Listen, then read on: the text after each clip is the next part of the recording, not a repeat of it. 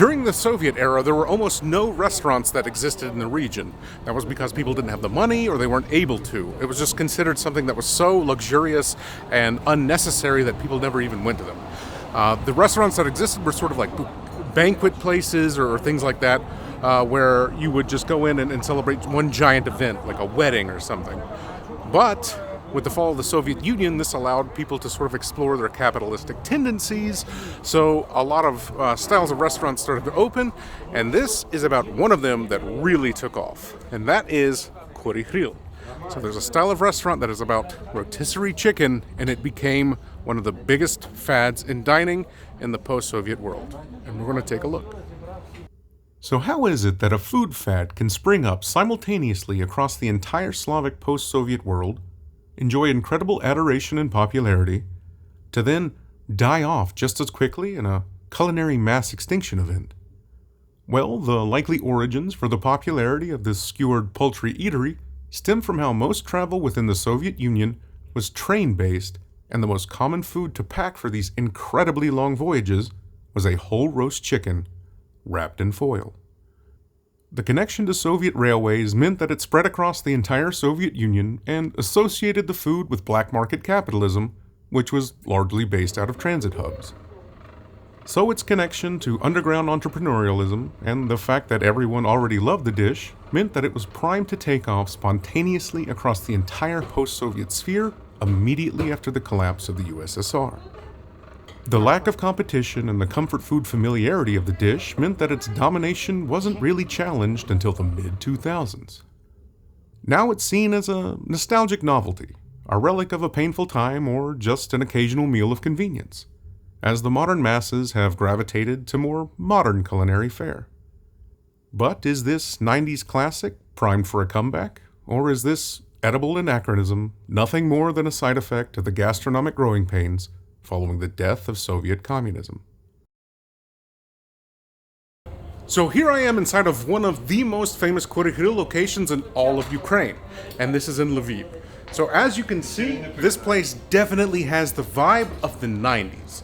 So as the Soviet Union fell, people were looking for ways to make money, and one of the most popular ways to do that was to sort of cook things yourself and then sell them at small scale.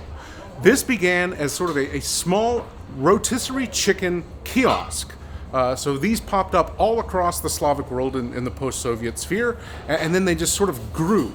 So from the 90s all the way up until the 2000s, and in the 2000s they hit their peak. So in the 90s this was really small scale, family-oriented, making friends. So in the 90s, this sort of gained footing, it gained traction, but it was still really small scale. Typically, they were in kiosks, maybe one or two tables, where people would come and they would take the food with themselves, wrapped in foil. Also, this was sort of considered food for drunks. So people would come, they would drink at these places, and then they would eat really cheaply. But in the 2000s, Kuri-grill became one of the most popular places that you could possibly go out to eat.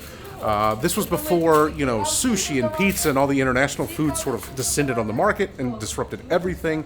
So this is what unbridled Slavic-only capitalism looks like in the post-Soviet world in the 90s. And this place is literally sort of a time capsule of that moment. So this is Kuri-grill. But how does it taste? So as is tradition with Kuri-grill, you can't eat it alone, because there's nothing sadder than eating an entire rotisserie chicken alone and drinking beer, which I've never ever done. So I'm here with some real Kuri-grill fanatics, and we're going to have some fun tearing this chicken apart and reminiscing about the past. So, budmo. Woo! Dollar beers.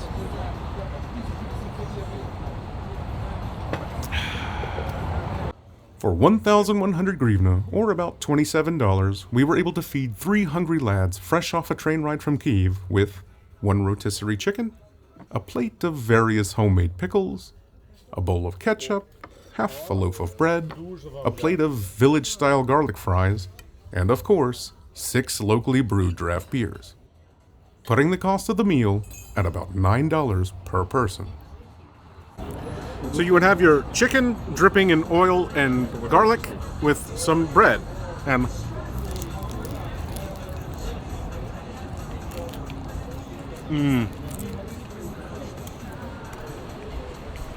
Crispy skin.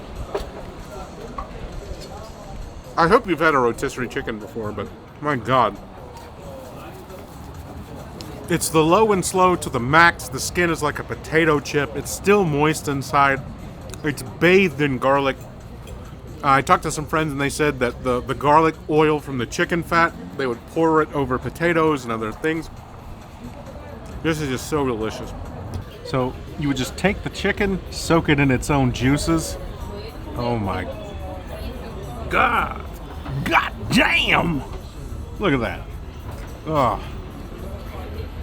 This is how you know that you're not running a marathon the next day.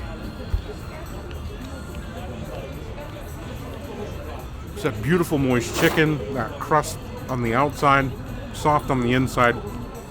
You can tell that it's been cooking low and slow all day. And that fresh garlic that's just been cooked by the heat of the chicken. So it's still got that punch, but it's not abrasive. This is so beautiful. So you can see it's a beautiful, beautiful summer day. We're approaching the end of the season, so everyone's trying to soak it up while they can. You see vast age ranges here, so from the very experienced in life to the very new. I guess that's the most polite way to say it. But this form of restaurant is really experiencing sort of a resurgence because I think people are getting tired of sort of the over-corporatized food-scape, where food is, especially in the Slavic world, has lost sort of its connection to the food, and now it's more about, is it Instagrammable? Is it popular? Do you look cool when you eat it? And here, no one gives a fuck what you look like.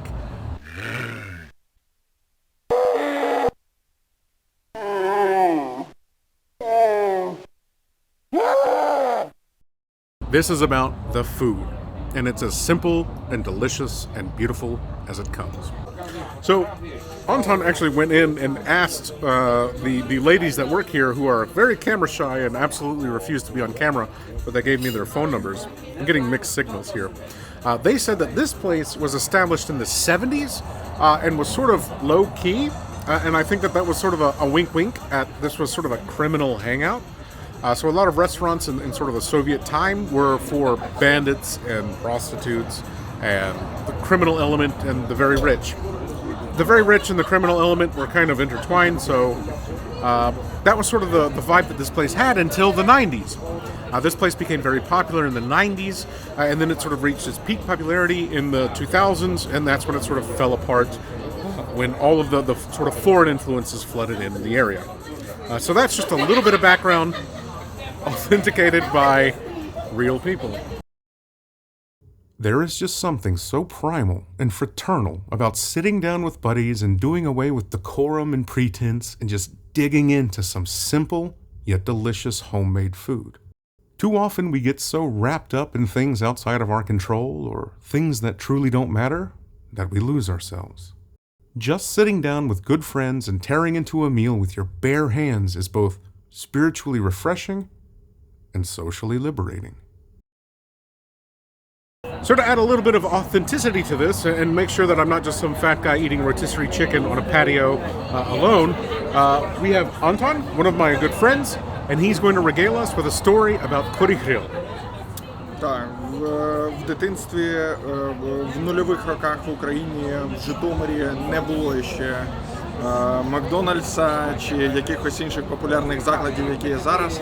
Перший Макдональдс в Житомирі з'явився в 2010 році. Це був день великого свята для міста, насправді. До того, коли я був маленький, в моїх нульових, Кури-гриль, ну це було не те, щоб прямо свято-свято, але ну, таке невелике свято для сім'ї. Ми не їли кури-гриль в закладах. В будь-якому випадку в Житомирі не було закладів прямо для кури-гриль. Зазвичай це були ларьочки, які стоять на вулиці. Кіоски або щось. Да, просто кіоски. Собі. Так, просто кіоски. Я навіть пам'ятаю, що на той час десь приблизно 20-25 гривень коштували кури-гриль. Долар був тоді по 5 гривень, ну, тобто це 5 баксів. Так. І їх при тобі готували. Ти дивився, ну там приїжджав в місто, ти дивився, як їх при тобі готують, потім запаковують в фольгу. З собою. Так, обов'язково з собою, не було навіть поруч якихось столиків, щоб там її з'їсти. Брали декілька з собою, везли додому і там зі всією сім'єю їли. Це приємні спогади з мого дитинства. Скільки тобі років? 31. 94-го року. Ну, коли це було? Це було в нульових, тобто мені було 6-7 років. 6-7 років. 6-7 там до 10 років. І це приємні спогади з мого дитинства. Там декілька разів там на рік сім'я там така погнали Кури-гриль, і ми їхали, брали і з кайфом їли вдома. So I guess it's worth mentioning that these fine young gentlemen also know Lyosha, the friend of the channel. So let's all eat a green tomato for Lyosha. This is in honor of Lyosha, who likes terrible, awful tomatoes. They hate it. They hate it too. Cheers, Lyosha, you bitch. For you, Losha.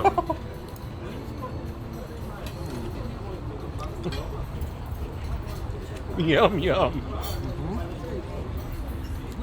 It's like eating an old condom. In part 2 of my prison interview, we have Vlad from Kyiv. Ми їли ці кури-гриль не кожен день, ми їли їх тільки в якісь, певні мав бути привід для цього.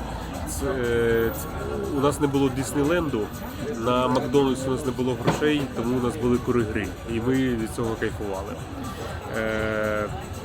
Скільки раз ви їли? Раз в місяць, раз в тиждень? Скоріше раз в декілька місяців, можливо десь 4 рази в рік? Так, приблизно так. Добре. So, it's a little holiday. It's not as great as McDonald's was, but the impossibility of Disneyland became Kuri Grill. Тут треба ще сказати, що у нас взагалі історія з фастфудом в Україні була не дуже популярна. І, наприклад, я, як і багато дітей 90-х, спочатку побачив піцу в мультсеріалі «Черепашки ніндзя», а десь років через 5 я спробував піцу. Тому, коли я бачив, як персонажі їдять піцу, я взагалі не мав уявлення, що це таке. Ну, тобто, вау, якась американська їжа, вау. І років через 5. У нас були в той час Кури-гриль. Тому така історія. So, in a time where people his age were watching Ninja Turtles cartoons, not having a clue what pizza was, they were eating Kuri Grill. So that gives you some sort of understanding, children of the 90s, what Kuri Grill means to people here and sort of that nostalgia that they feel in their hearts. Yes. What? Дякую вам. Будь ласка. You're welcome. While Kuri Grill might not be as socially dominant or economically relevant as it once was, the spirit of this style of eatery will never die out. Wherever there are people you love, hot crispy chicken, and cold beer, you can create your own facsimile of Kuri Grill. And I highly encourage you to do the same with your friends and family. Just don't forget the pickles. So since no video I do is complete without me eating something absolutely bizarre, these are whole crushed cloves of garlic, bathed in chicken juice. They're uncooked, they're applied to the chicken raw, and sort of the passive heat from the chicken cooks the smashed garlic, but you're left with sort of these large pieces that are raw. So I'm gonna make this delicious.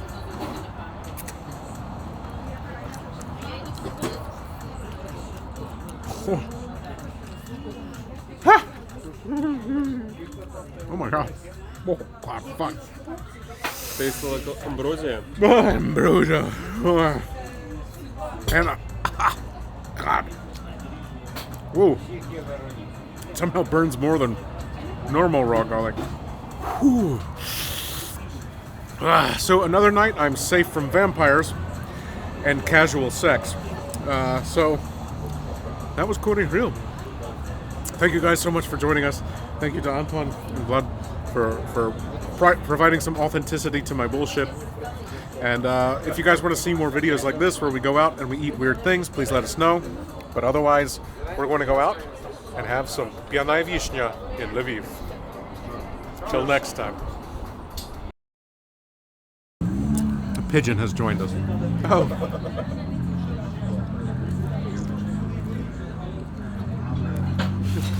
How much would it cost to license the Titanic music?